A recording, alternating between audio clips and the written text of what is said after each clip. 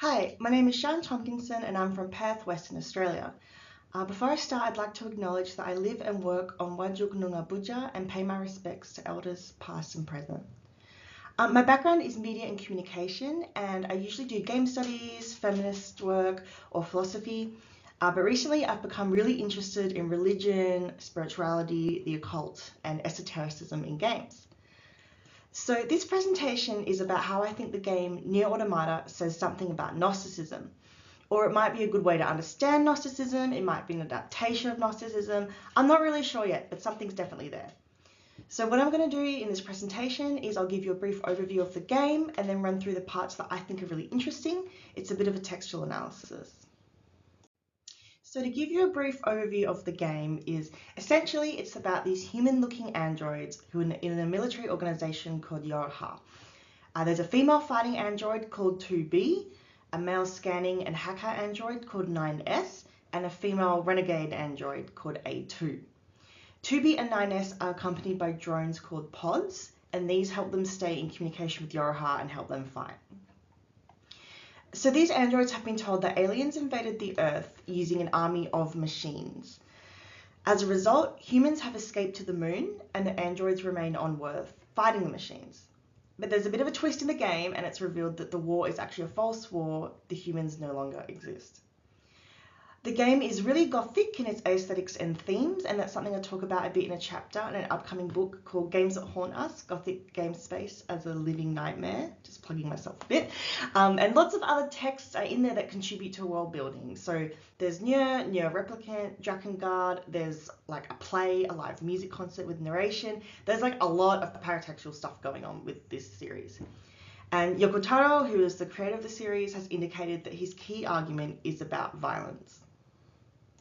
So I think one of the first things to note about NieR Automata is that it contains a lot of references to philosophy and specific philosophers. In many ways, it can be understood as an occult game and one that also deals with issues related to religion as well. So broadly, there's a lot of existentialism and there's referencing philosophers like Nietzsche, Sartre, Blaise Pascal, Kierkegaard, and a whole bunch more. To a great degree, the game is kind of about the God is dead idea because the humans aren't really alive anymore.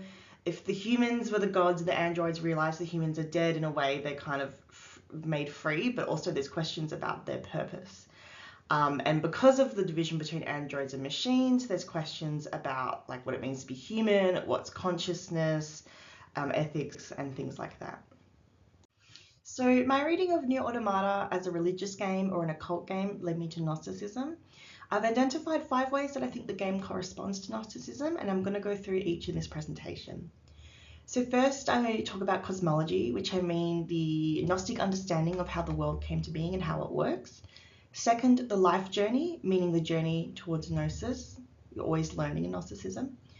Third is the way that Gnosticism views the body as quite separate from the soul and in many ways is quite disparaging of the material world.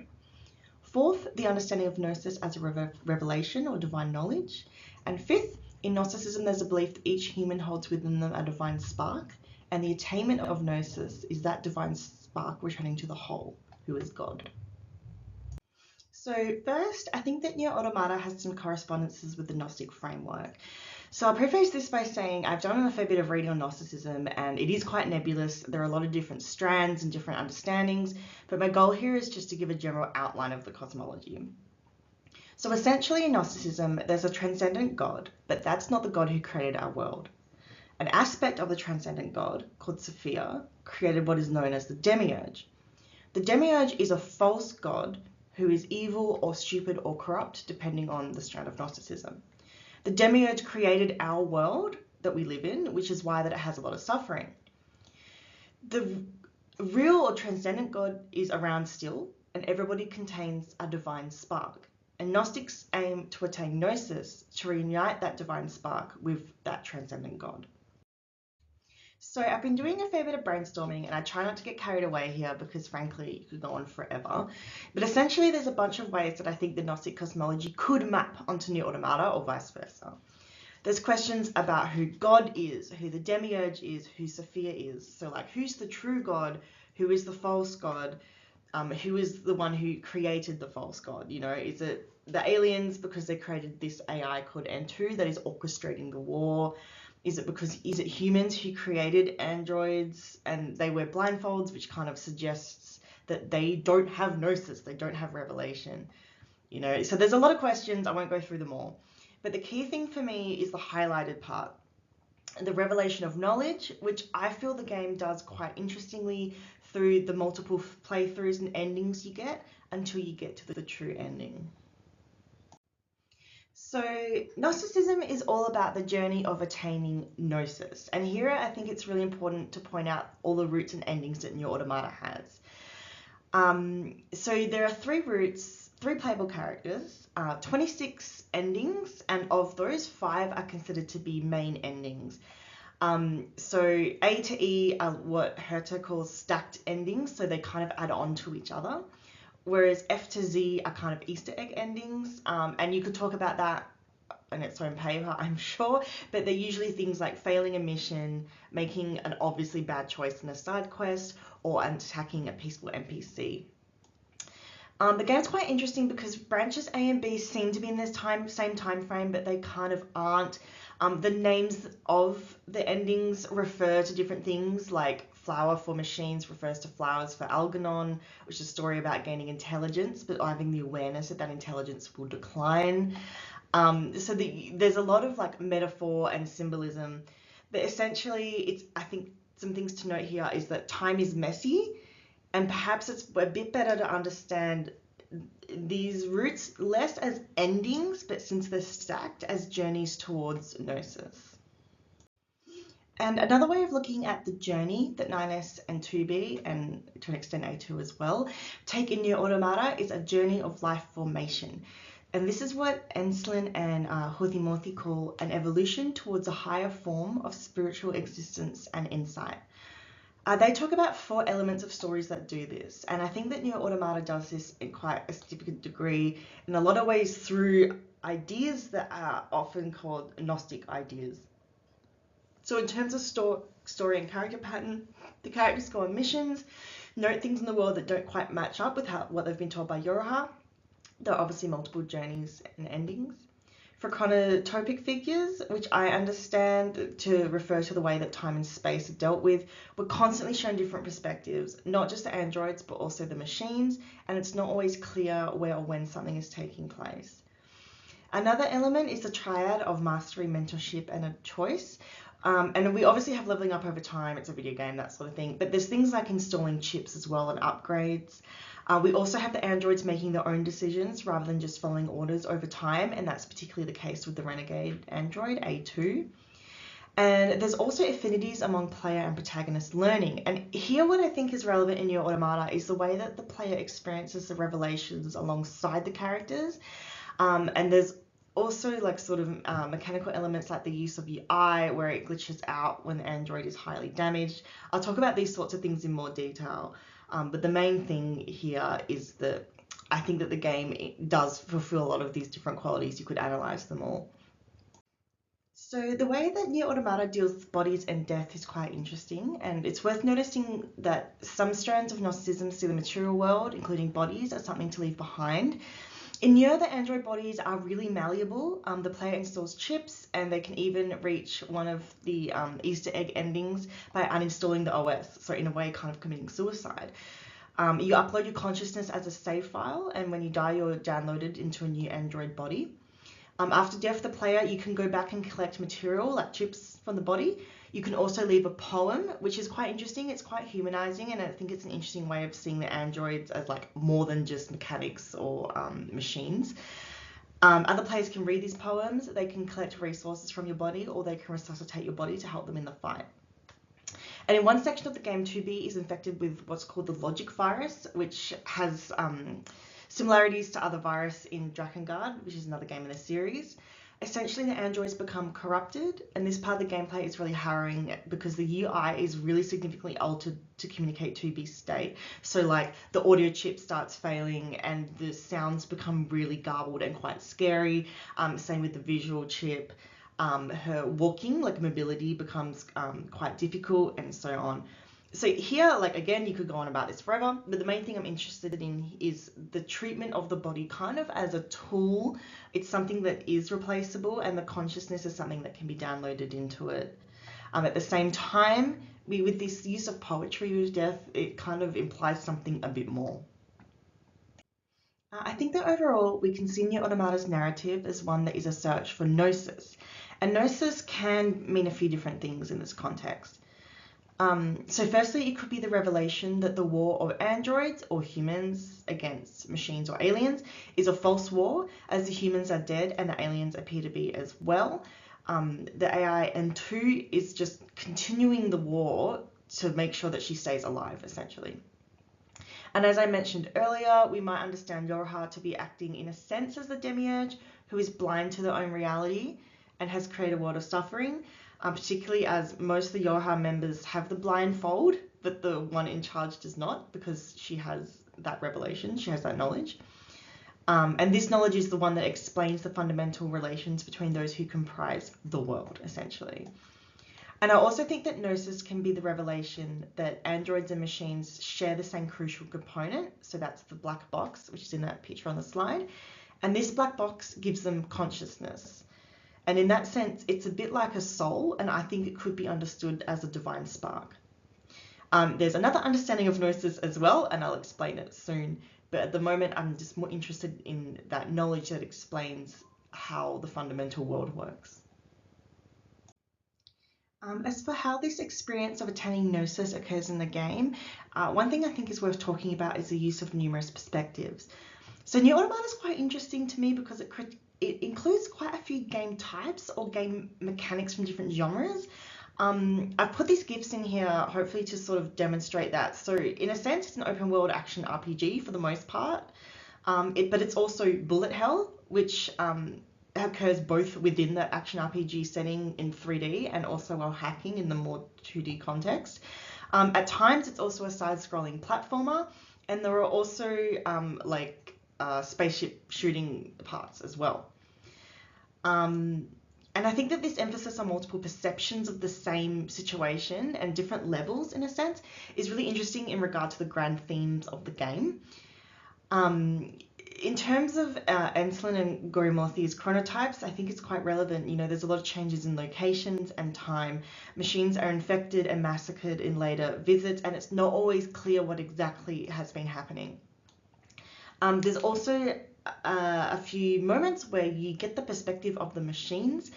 For example, there's quite a harrowing scene, and I think it's the beginning of the second playthrough, where a younger brother machine is trying to pour oil on his older brother machine, who is clearly dead. And it's really horrible, as you can imagine. It's quite sad, and it is quite a shock in terms of the flow of gameplay. And this machine is called Friedrich, which seems to be a reference to Nietzsche in terms of the whole God is dead situation. And I talk a bit about that repetition and difference in terms of Deleuze Guattari's refrain in the book chapter that is being published later this year. So please go look at that for more detail. But again, the main thing here is that there's a lot of different layers to the gameplay. There's different genres, different mechanics, and that gives you different perspectives, not just for the androids, but the machines as well. And that really contributes to the idea of gaining revelation and gaining some form of gnosis in terms of knowledge. Okay, so finally, ending E, which is considered to be the true ending, is really interesting to me. It's an example of what Herta calls ludified credits. And these stacked endings, like A, B, C, D, in a sense lead towards ending E, which in many ways is about being united with other players, in what might be described as a sublime experience. The androids become liberated from their mission and they ask to be redeemed. So what happens is, after the final battle, 2B and 9S collapse and they seem to be dead. The player is shown a dialogue between each of their pods, their drones that they have, and if they choose to wish them to survive, ending E occurs. And essentially, it's a bullet hell segment where the player shoots the credits while the pods provide commentary. Messages flash up on the screen and there's really intense music. I'm going to play a really short video of this now just so you can get the gist of how it starts.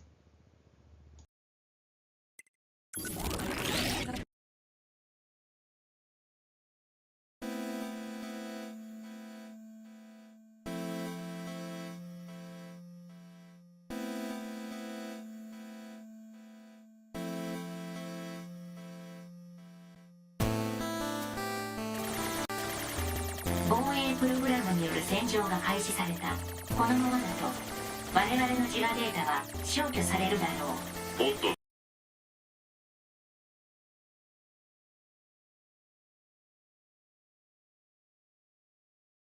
So that video might have looked a bit easy and a bit simple, but I cannot emphasize enough how wild that segment gets. It's incredibly challenging. It's incredibly intense. When I played it, my partner was like doing the bullet hell segment, but I was like having an actual meltdown, like going, oh, the text that's coming up, this is connected to this, and there's an implication here, and it was just really, really intense. And I think that you might be able to describe that experience as an experience of the sublime. And I kind of wonder if in Gnosticism, the spark rejoining with God or deity or the one potentially could be an experience like the sublime. So what's really important about ending E in that bullet hell sequence is that other ships come to help, and they are other players. And there are motivational messages that flash up, like you can do this, like this kind of thing, and you're invited to write your own message at the end if you so choose. There are also messages from the developers, and they come up in caps, and they say things like give up here, or do you think games are silly little things? And it's really intense and powerful, and it's kind of alluding, I guess, to the sense that like actually we can create a really moving experience through this medium. At the same time, there is an iteration of the game's theme song, Way of the World, and it's beautiful because it's a combination of like the 8-bit hacking music, the English version, the Japanese version, and also the game's created language, Chaos language version. And it is very, very intense. It has like choir sections, which also like that has correlations with the other players helping you in their ships.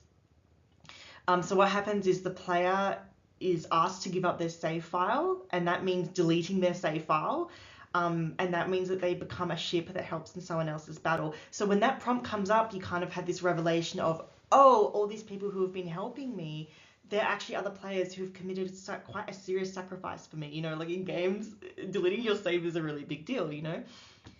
And this is kind of why I think the ending E can be experienced in a sense as an attainment of gnosis and also an experience of the sublime.